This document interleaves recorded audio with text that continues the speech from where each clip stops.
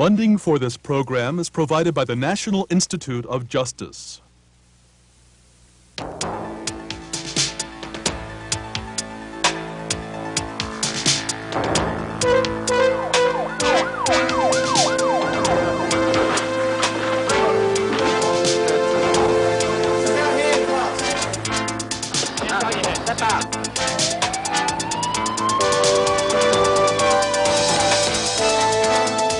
Residential punishment, 19 years in Texas Department of Corrections.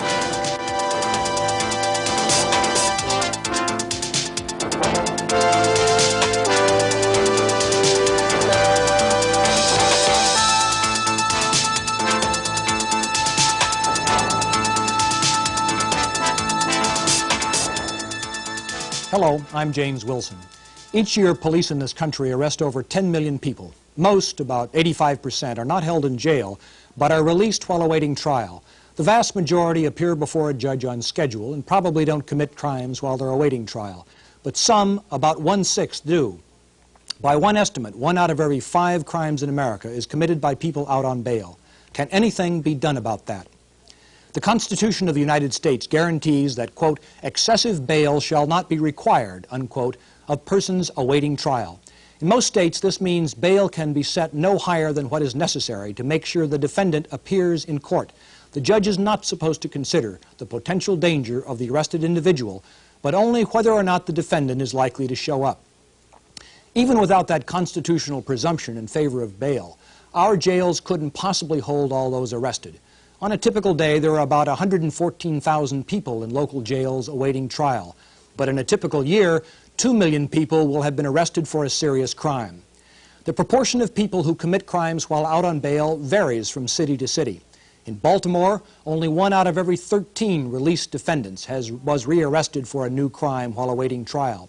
40 miles away in Washington, D.C., it is 1 out of every 5. In 1984, Congress passed a law that allows the use of so-called preventive detention of persons arrested by federal law enforcement officials. That law permits federal judges to consider danger to the community in setting bail and allows them to deny bail altogether where the government can prove by clear and convincing evidence that no conditions of release will assure the safety of the community and the appearance of that defendant in court. Joining me in the studio are Martin Soren, the director of the Soren Research Institute, who has conducted a major study of bail. Jeffrey Harris, formerly Deputy Associate Attorney General of the United States and one of the architects of the new federal preventive detention law. And James McComas, Chief of the Trial Division of the Public Defender Service for the District of Columbia. Dr. Soren, before a trial, on bail, and that person is rearrested by the police and brought back, what is the judge supposed to do? Typically, the judge is supposed to evaluate the likelihood that the defendant will return for trial and determine which conditions are likely to lead to his return, and that is all he's supposed to do. He can't take into account the fact that the person committed a crime, or at least is charged with a crime, while out on bail, and say, I am now going to revoke pretrial release and hold you in jail. In some jurisdictions, that is permissible, but in many, it is not. It is not considered a legitimate consideration. How often is a person likely to be rearrested while on bail, or give me the outer limit of that? How high do the numbers run? Well, in Washington, D.C., in a study I conducted, it was as high as 22.2%, and for persons released in the custody of a third party, it reached over 38%. These are people who were rearrested while on release. And what is the largest number of rearrests a given person might have experienced while on pretrial release? Well, in my files, I have some defendants who have been rearrested while on release 7 times. Earlier, I mentioned that Baltimore and Washington, D.C.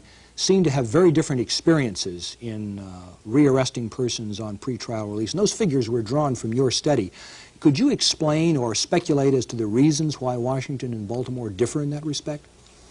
One major reason, I suspect, is that in Baltimore, defendants are admonished that a condition of their release is that they remain free from crime.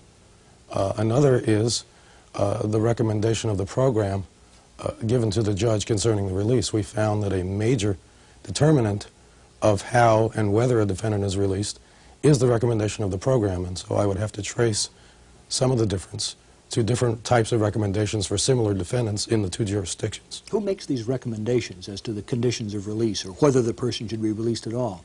Well, what happens is that after booking, a defendant is interviewed by an interviewer from a pretrial release agency using an objective or a subjective scale of factors, and the interviewer then arrives at a determination, usually recommending for own recognizance release or making no recommendation, and gives us to the judge.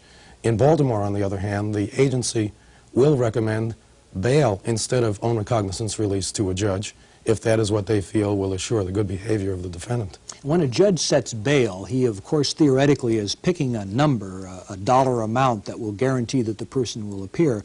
But some studies have suggested that in selecting that dollar amount, the judge also considers to some degree the safety of the community and how dangerous this person is and how serious a crime he's been charged with. Is that correct?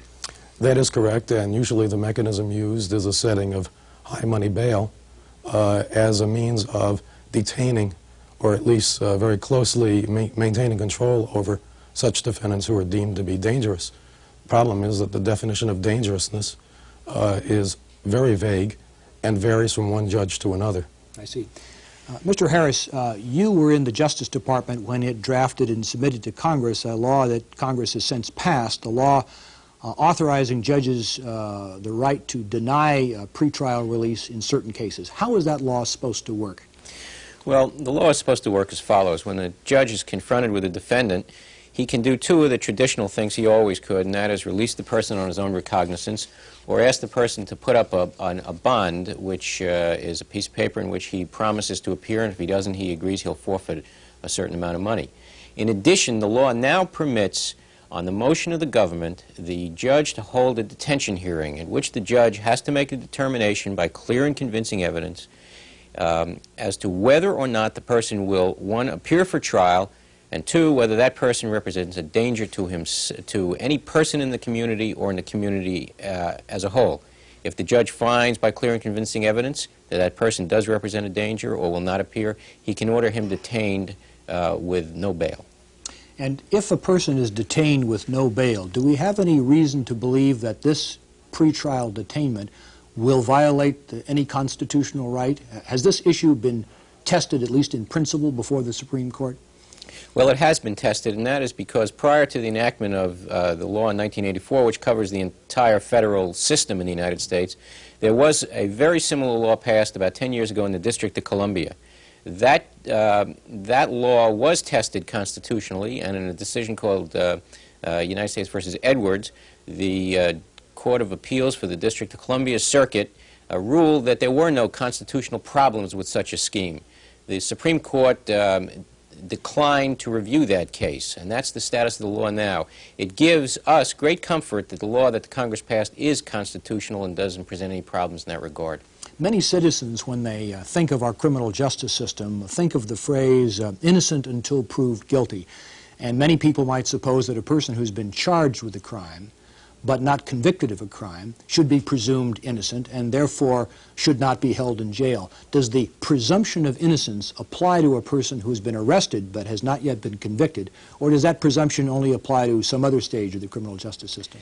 Well, as a technical matter, the presumption of innocence is a rule of evidence, but I think as a matter of practice, the presumption of innocence does apply to a person who's been arrested. Now, previously, a judge could deny bail in a situation in which a person, in his view, the judge's view, would not appear for trial. That was a theoretical possibility. Here what we're saying is we're expanding the things that the judge should consider from simply, will a person return to my courtroom, and now the judge also should consider, will this person represent a danger to the community or to a particular person in the community. And therefore, I don't believe that we've broken new ground in the area of the presumption of innocence. I see. Now, getting back to the law as it existed in the District of Columbia since the mid-1960s, the so-called preventive detention law, that law has existed. It permits, under certain circumstances, District of Columbia judges to deny release, and yet we've learned from Mr. Soren that the rate of arrest of persons released in the District of Columbia is much higher than it is in the District of Columbia. Does that suggest that the law in the District of Columbia hasn't been working? Or perhaps it has not been used effectively? Well, I think the latter is what has happened. It hasn't been used effectively, and that's for two reasons. One, the decision upholding its constitutionality wasn't finally passed upon until 1982 when the Supreme Court denied certiorari, which means they decided not to listen to the case and let the lower court decision stand. And number two, there's a significant difference between what the District of Columbia law is and what the law passed by Congress in 1984 is. The prosecutor had to convince a judge, in addition to convincing the judge the person was dangerous, had to convince him that there was a substantial probability that the person would be convicted at trial. That meant very shortly after arrest, before the prosecutor was prepared to take his case to court, he had to basically pre-try it. And a number of prosecutors weren't prepared to do that. They didn't want to reveal who their witnesses would be, and they didn't want to give a preview of the trial at that stage. And that is why they often did not attempt preventive detention, as it's so-called, or pretrial detention. Mr. McComas, you've had a great deal of experience with the District of Columbia law because you are a public defender in the District of Columbia. How would you evaluate the consequences of the adoption of that 1966 statute? The preventive detention mechanism actually came in 1970 as part of the war on crime, as an addition to the regular bail statute.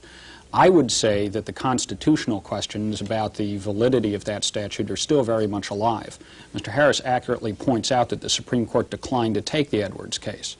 But the reason they declined to take it was that they had ruled the same term in the Nebraska bail case that the issue was moot because it had been brought by an individual defendant instead of a class that continued to exist. So the reason for the Supreme Court's failure to review the constitutionality of the District of Columbia statute was purely technical and in no way suggests their view of the merits. And do you think that if the Supreme Court did review it, there's a reasonable chance the court might find it constitutionally defective? As a defense advocate, I'm not in the position of making predictions, but I'll tell you what I think they should do. I think they should strike it down, and I think it's plainly unconstitutional, and I think we can draw on some of their own decisions to see why in two major areas. First of all, substantively, preventive detention is nothing if it isn't punishment before trial. In Bell v. Wolfish, the same case in which Justice Rehnquist put in language not adopted by a majority of the court that the presumption of innocence applies only at trial, he also recognized the principle that any punishment prior to trial offends the due process clause. Last term, in Shull v. Martin, the New York state juvenile detention statute was ruled on and sustained by the Supreme Court.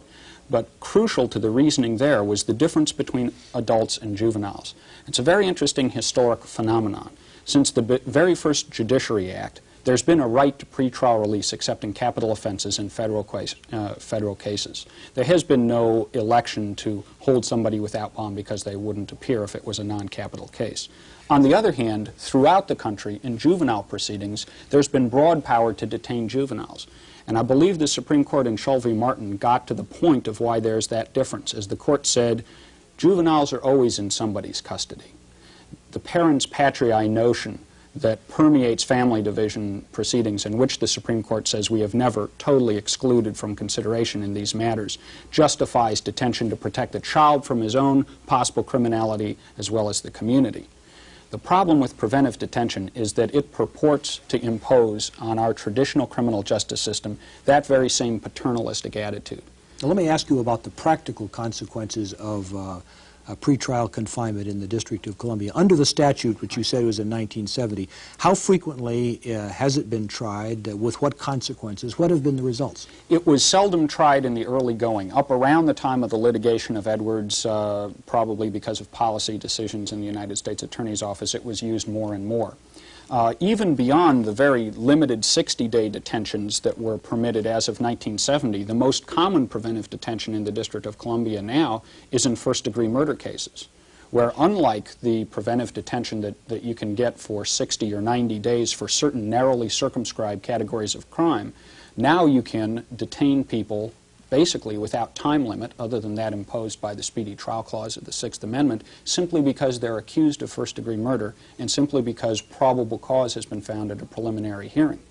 And the problem with that view and those consequences is that, in effect, detention before trial of someone presumptively innocent, as even Mr. Harris agrees, may create a self-fulfilling prophecy of guilt. I can tell you, as somebody who's handled many, many serious criminal cases in the District of Columbia, that the ability to consult with your client, to find witnesses, to prepare for trial, and to demonstrate innocence in cases involving individuals who aren't guilty of these crimes is severely hampered by being locked up.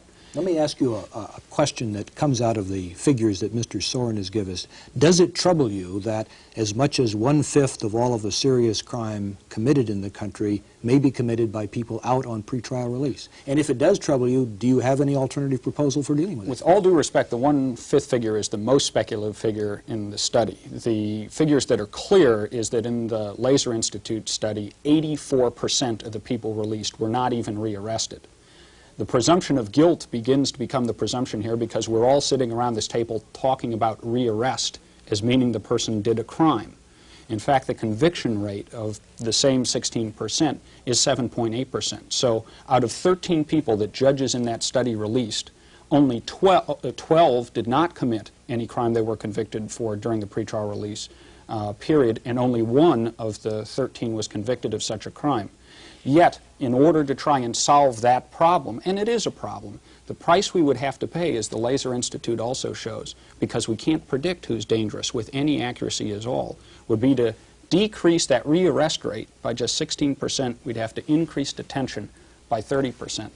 Let me turn to Mr. Harris now. You've heard the argument against it, and I'm sure these arguments were directed at you at the time you were developing this new law. What is your response to the view that it is unfair to punish somebody by jail before they've been convicted of a crime? Well, it is unfair to punish someone, but that's not what the pretrial detention is attempted to do. It is a regulatory device. It is measuring the public's right to be safe against the rights of a defendant, and there has to be a balancing there. And when I hear the studies that and people say, well, only 10% of those who are arrested get rearrested while on pretrial release. To me, that's a staggering amount. That significantly cuts into the public's safety. 1 in 10 is a big number to me, not a small number. And therefore, I think we have to come up with a system which is fair. And let me tell you something. The new law is far fairer than the system which we were operating under before, and that is for the following reason. Before, if a judge had a suspicion that someone was dangerous, he couldn't hold him on that ground. So what did he do? He said, how much do you have in your pocket? The defendant says, I have $50. He said, fine, $60 and you can get out. And that person went to jail. He never was able to confront the issue of whether or not, in fact, he did present a danger. Under the new law, judge is prevented from setting bail in an amount the defendant can't meet. If the judge thinks that the person represents a danger, that person is entitled to meet that issue head on and have a written judicial determination on that subject with full rights to appeal. Now that seems to me a much fairer system than the system we previously worked under, where judges would set high money bail. No one ever talked about danger to the community. The defendant couldn't meet the issue, but that's really what was going on. In other words, you're saying that covertly, implicitly, we've been practicing pretrial detainment all along, and you want to get it out on the open, out on the table, and have an argument in courtroom about whether it should be imposed in a given case. Is that a reasonable summary? That is correct, and I think that's a fairer system for the defendant as well as for the government who is looking at the public interest here. Jim, could I respond to that in terms of the fairness argument as it impacts on defendants? I have never represented anyone who wouldn't rather have some money bond set than be held utterly without bond. Second of all, it's always struck me, and this very same argument was made before the Court of Appeals en banc, where the United States Attorney's Office argued it there, is a very strange reason for a justification of giving the government even more power, that the reality is that the government, through the prosecutors asking for high money bond and the judges who are part of the judiciary, will ignore the law if they don't get the power they want. That has always seemed to me to be the kind of argument that the limitations and the strictures in the criminal justice system was set up to stand against, not to fold in front of. And my answer to that is, if judges have been misusing bail and if U.S. attorneys have been asking for bail when what they really had in mind was dangerousness, that is an argument for giving them even more power. That's an argument for giving them even less. But if we give them less power, are we then removing any possibility of making any judgment at all? Wouldn't Mr. Harris's position be restated in the following way? We're not giving them more power, we're requiring them to use the power they're already now using in a more explicit and deliberate way. It's very simple to answer. Now, of course, under the federal statute, which is dissimilar from D.C. in this way, everybody can be held. If they aren't held on dangerousness, because there isn't enough indication of that, they can be held because there's clear and convincing evidence to believe that they won't appear for court. So it's true that the economic discrimination, to the extent it exists, it's been removed, but the class of people who can be detained has gotten very large. You know, there was a judge in New York who literally applied the bail laws. In other words, if he were convinced that someone would appear for trial, he would put them out on the street regardless of the heinousness of the crime, regardless of the person's own stated position that he would go out and commit mayhem while on pretrial release. This caused an uproar in New York. He said, I am enforcing the law as I see it. The reason it occurs to me that 99% of the judges in the past have availed themselves of the use of money bail to really cover the situation of dangerousness is because the public demanded it. Now, the Congress has now passed a law which it seems to me correctly balances the public's need for safety against the individual rights of the defendant. And while I certainly don't sit here and say judges ought to take the law into their own hand, as a group, they're well-meaning people, they try and enforce the law, and we had a situation in this country which made it impossible for them to operate strictly according to the law. Let me get Mr. Soren back into the discussion here, because you've looked at this process now in 8 or 9 jurisdictions. From what you have learned, do you think there is a way to improve public safety short of pretrial detainment, or as an alternative to it? Or do you think we have the present system or essentially nothing at all? I think there is a very simple way to reduce the incidence of pretrial crime, and there's no doubt that something must be done, because a number of years ago in New York City, when the Son of Sam murderer was being considered for pretrial release, the point scale system in use in New York City led to their recommendation that he be released on his own recognizance. On the grounds they would probably appear for his trial. He had strong community ties, he had lived at his present residence for a long time, and he had been employed for a long time. Fortunately, the judge did not listen to the release program in that instance. The best way, in my opinion, to reduce the incidence of pretrial crime is to attack the numbers of defendants. 30% of all defendants who commit one pretrial crime commit more than one. And what I would like to see done is to make it a violation of the release condition to be rearrested for another crime with probable cause, and to consider such rearrest, in effect, contempt of court, a violation of the release condition, leading to either a strengthening of the existing conditions of release or to detention. I believe that would lead to a substantial reduction, because about 5% of all defendants now commit about 35% of all bail crime. Now, this would be the one bite of the apple theory, that you're entitled to pretrial release, but if you violate some expectation as to your behavior, then that condition of release is altered and perhaps release itself is withdrawn. Yes, because according to all of the prediction analyses I and other people have done, there is no way at the initial arrest to predict which defendant will be rearrested and which one will not.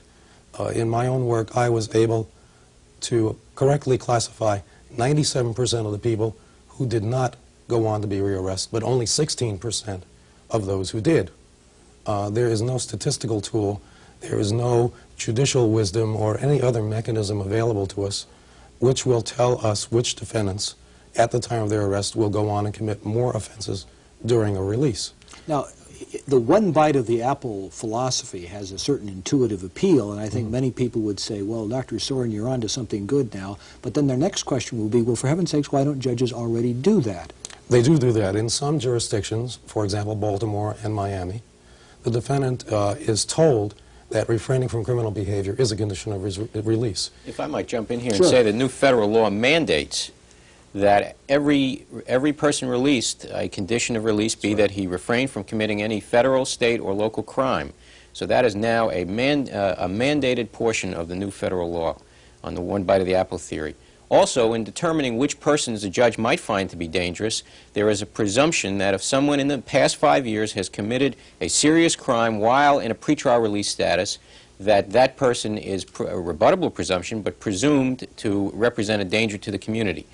What we try to do in structuring this new law is saying, yes, we recognize it's difficult to predict future behavior. The best predictor of future behavior is past conduct. And the federal statute is heavily weighted to evaluating past conduct while in a pretrial release situation on a prior occasion. Mr. McComas, Although, interesting, oh, I'm sorry. go ahead. I was going to get to you. I was going to say, interestingly enough, to me the most federal bill and the D.C. bill is that under the D.C. bill, you had to have a track record of prior violent crimes, precisely because the only way of getting into the ballpark of prediction is by prior conduct. You had to have been on probation or parole or convicted of a crime of violence within the 10 preceding years, or you had to evince a pattern of conduct, things that you actually did, and the government had to prove that up. All of that's been removed from the federal bill, which focuses much more just on the nature of the initial charge. Let me just get away from the federal bill a moment and get your response to Dr. Soren's suggestion. Does the one bite of the apple concept violate your sense of what a person is entitled to under the Constitution? There's a problem with it. It certainly is less drastic than proposals that based on predictions that can never be made. There should be preventive detention. But there are a couple of problems. One problem is, again, the definition of crime as being the people who are rearrested. Another phenomenon is that once you, in the vernacular, catch a charge or accused of a crime, you're the person whose photograph goes into the next photo array when something else happens in the area. Just because somebody's arrested and to the attention of the authorities may also explain why they're being arrested again and again. Second, these probable cause determinations sound good when we sit around the table and we try and balance interests. But in reality, let me tell you what it's like. To prove probable cause at a preliminary hearing, certainly in the District of Columbia and probably any place else, a police officer comes in and tells the court what some other officer told him the witness said, or even more removes of hearsay from that. It's a meaningless protection. It basically means the person's been accused of a crime.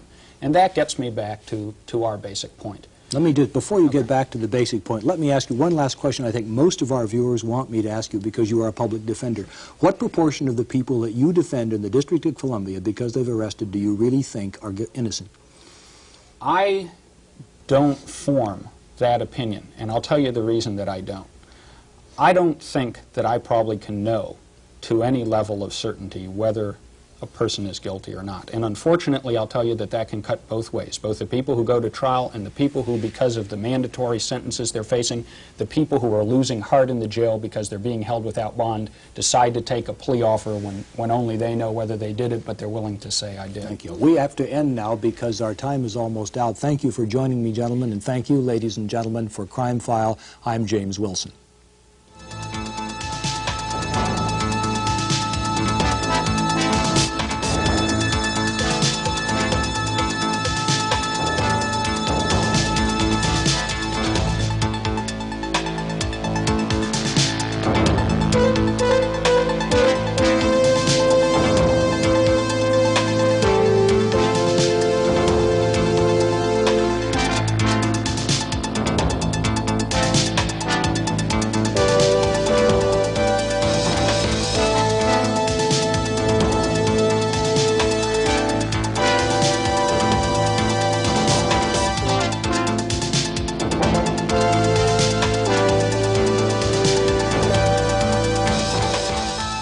Funding for this program was provided by the National Institute of Justice. This program was produced by the Police Foundation, which is solely responsible for its content.